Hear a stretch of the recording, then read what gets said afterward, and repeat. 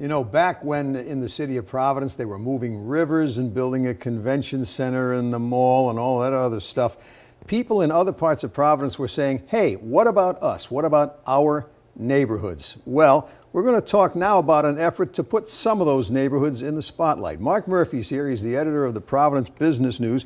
And the cover story in the current edition of the newspaper is about this effort.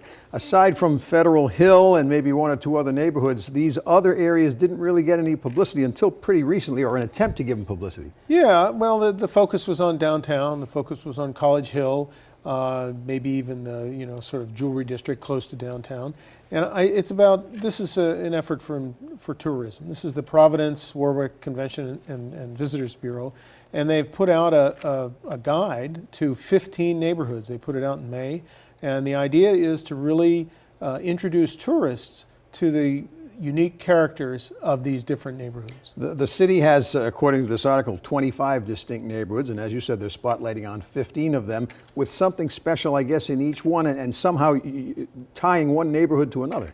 Well, yeah. And I think that the thinking behind it is people who are traveling now, they want to almost feel like a local. You want to go places that the locals hang out, and these different neighborhoods have a lot of character that's driven by the immigration patterns. So, I mean, I have friends who grew up in a neighborhood in Cranston where everyone was from the same Italian city, or town up in the mountains.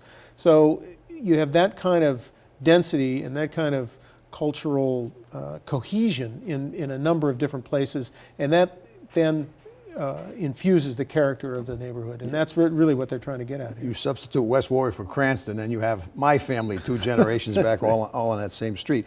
The neighborhoods are quite diverse. The newspaper has all 15 listed, everything from Wayland Square to Elmhurst and Mount Pleasant to Smith Hill to the West End, and each has something unique to promote, I guess. Yeah, and in some cases it's museums people don't think about. There's the Hafen-Redfer Museum. Actually, it's sort of interesting there, and I'm feeling now like a Rhode Islander, a museum that used to be there. That's right. Is not actually in one of the neighborhoods, which is the Johnson & Wales Culinary Museum, which they've closed down. But that would be an interesting addition if they ever decide to bring it back in a different neighborhood. Introduced in May, as you said. How long, if you know, do the people behind it think it will take to see some results from this tourism effort? Well, they've already had an increased number of page views on the site, so in the tens of thousands. So I think that they see a result already. Whether there'll be this summer, whether there'll be a massive, increase in tourism is doubtful. But I think that they look at it as it's incremental, and every little tidbit helps, and it brings more people here, and they see the character, and they enjoy the food, and they enjoy the time and the weather. So I think it's just another of the long-standing efforts to try to just bring more people here. Things like this do take time. There's much more about it in the Providence Business News, in print and online. Mark Murphy, thank you for joining us. Thank you, Frank.